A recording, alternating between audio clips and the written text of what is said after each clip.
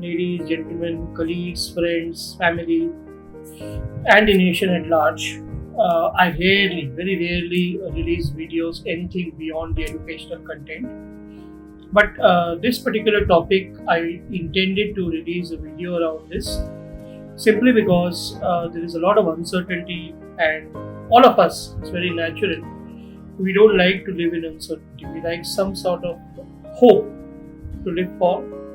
Not that this video is intended to give you hope, but at least I'll try and summarize a few key steps which will help us probably think collectively and be hopeful. Now, let me tell you, I have broken this particular topic into the topic, first of all, is Covid-19, and I have broken this topic into three different parts: the impact on the Indian economy, some statistics, and a few constructive measures that we as a nation can collectively come forward and take. So let's look at the first segment, which is the economy. Now, do you know that Indian economy, I'm not sure if you're already aware, but Indian economy, the growth has been falling down over the last 6 quarters consecutively. That is a big thing. And it recorded its 6-year low in the second quarter of this financial year, and that 6-year low was 4.5%. It clocked a marginally higher growth rate of 4.7% in the next quarter. But then again in the fourth quarter, which is Jan to March, because of the pandemic, Covid-19, those figures clearly will spell doom not only for India, but for the world at large. If you have some basic knowledge of finance, you will understand what debt service coverage ratio means. It tells you how a particular individual or an entity or a company or as a government also, how much of ability it has to service its debt obligations. Now, with this Covid-19 situation, with the kind of impact it has caused on businesses, on incomes, consequently on the GDP, and with the mountain of debt that India already has, it's going to have a severe effect on the debt service capacity. Obviously, India will be in no position to pay off a significant portion of its debts because of the severity of the pandemic and the lockdown, because of which the sovereign ratings and the bond ratings for Indian economy or India will be impacted, and that will be huge, right?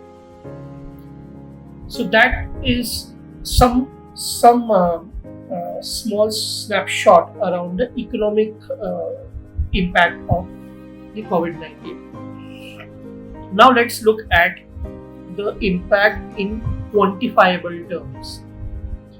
Do you know, for every day of lockdown, we are losing $4.64 billion, which is approximately 35 crore Indian rupees every day of lockdown. That is the kind of impact this Covid-19 is having. Do you know the amount of time we will take to recover this? It is beyond imagination. We have already suffered 21-day lockdown ended on 14th of April. Another 20-day lockdown ending on, or maybe 19 days lockdown ending on 3rd of May, it's 40 days. Anticipating another 16-day lockdown ending on 18th of May, so makes it 55 or 56 days of lockdown. 56 days, assuming that we don't further extend, we are already looking at 56 into 35,000 crores. So dear friends, the weightage of this particular issue is incredible. And now we are talking numbers. Now let's look at there is a rule. Every action has an equal and opposite reaction. What we are trying to correlate here is the reaction in proportion to the action or not. Very important, and I'll tell you why. But before I tell you why, let's look at some of the other statistics around the world, and then we come to India first. So as far as the world is concerned, we have 400,000 lives that we lose to murders and homicides annually every year. 470,000 lives we lose to flu and flu-related diseases. 770,000 lives we are losing to HIV and AIDS annually across the globe. We are losing about 800,000 lives to suicides and about 96 lakh lives, which is 9.6 million people, to suicides globally every year. Now that is severe.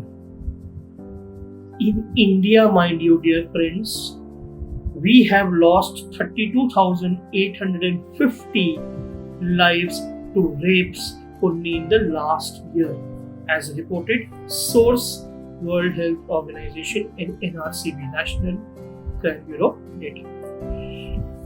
Now, if you look at these statistics, these are large numbers. Now let us come to the Covid-19 numbers. I am not trying to undermine the situation, but let's look at it on a factual basis. As of date, what I last saw in the covid.org site, India has about 35,000 cases. 25,000 cases are active. 9,000 plus cases have been recovered, and 1,157 to be precise have lost their lives. 1,157, right? And if you compare that to just rapes, forget about everything else. Forget about HIV, AIDS, suicides, murders, just rapes. 30 times of the Covid-19 volumes as of date. I know this might get a little lower in the whole year. In the Covid-19 we have the annual figures, but as of date, 30 times larger the volume. Now that is huge, right? Now try and assess the impact or the reaction, and is it commensurate with the action?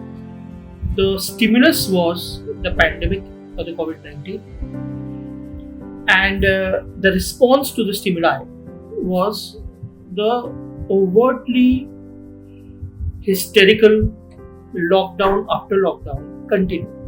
Now, two parts to this. Part number one, a big thank you to Prime Minister Narendra Modi and his wonderful team. They have done an excellent job. India is an example to the world in terms of containment of the virus. No doubts on that. Absolutely no doubts. Aspect number two is, have we for a moment thought that if this lockdown were to continue even more, are we creating 100 more problems, a host of new unanticipated issues, while addressing one major issue? What are those different issues? Yes. Today I saw a report by Mr. Narayan Murthy which says that in India itself, 9 million people die only owing to pollution, which is 90 lakh people approximately every year. 190 million people belong to the informal unorganized segment. This is the, the casual labor, I would say. Don't you think because of this Covid-19, most of these are, at the first possible chance, either they're going to run home, or even if they stay back, they're going to lose their jobs because everything is shut. What happens? Next step, no money. Next step, hunger. Next step, frustration. Next step, death. Suicide or plain death because of hunger. Either way, it's bad. So please understand, this is going to have a cascading effect, a rippling effect, which if you sit down deeply and think, it is not difficult to understand. It's more rocket science. Now, let's look at some of the constructive suggestions for this particular, to arrest this particular pattern. I have only one thing to ask you. When we have already dealt with so many disasters and we have been able to successfully move on, carry on with life, why should not the same be applicable to COVID-19 also? Please crucify for me. You can please crucify me for this, because I am probably one of those very few who's come on the social platform to voice my opinion. But please, I have no personal agenda, no vendetta, no motive, no malintent, nothing. My intent is very noble. I have only one question to ask. Why cannot we restart life or think of restarting life with restrictions?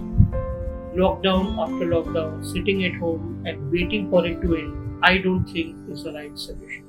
So somewhere we need to broaden our perspectives and get some positivity in terms of how we are dealing with the situation. I'll give you one very apt example of the negativity. Two examples. One is the social media, which is the WhatsApp groups. They are absolutely doing a fabulous job in spreading fear and panic across the nation. Sorry, not a good thing. Number two, the media itself, the media houses, the news channels, they are continuously and repeatedly announcing about deaths, about sickness, about suffering. The amount of pain, the amount of frustration, the amount of anxiety they are giving to people is not acceptable.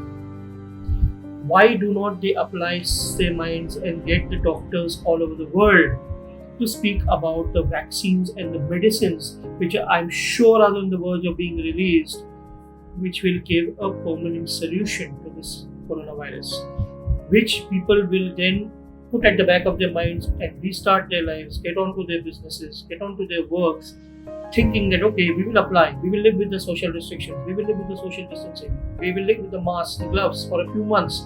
Even if something were to happen, there is a medicine or a vaccine which is already there to help us. Why don't we get some positive news in our media platforms which give some real hope to the citizens of India and to the world at large? That, my dear friends, is my question. Second, I think when the government talks about the reopening or relaxing of the norms, I hope so. Then on the 3rd of May, they should also talk about some measures in terms of how they are going to arrest the situation for the people below the poverty line. There is definitely the need for giving them some quantum of money to keep them alive and kicking, and obviously some amount of food being sent to the remote areas where people have lost their jobs. I just hope and pray to God that they don't die of hunger. So another, these are the things which I would like to see, or rather me as a representative nation, we would like to see some positivity, some hope at the end of this dark tunnel. Now, let me give you one more classic example. Societies all across, cooperative housing societies, they are completely, putting complete restrictions around travel. Some of the rules are really bizarre, not going out for ATM, tough approval processes, people not being allowed to walk. Some of these need a bit of rational thinking in my view. I personally feel, and I have spoken to a few doctors who have agreed with me, there is no harm in wearing your mask and gloves and going down in your society complex to walk. People should be allowed to walk, people should be allowed to exercise as long as they are not violating the social distancing norms. Health is paramount. More than the health, when you walk, these hormones that are being released are going to get positivity, are going to spread positivity in your entire metabolism.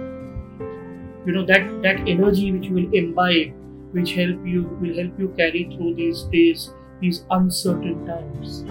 So these are some of the measures, my dear friends. I really hope that these are some of these small things which are picked up. And when we hear the next news announcement, and I hope this time when maybe we look at another lockdown, or maybe not as severe, or maybe not as restricted as the earlier lockdowns, they come up with some sort of a blueprint or action plan which addresses these small issues.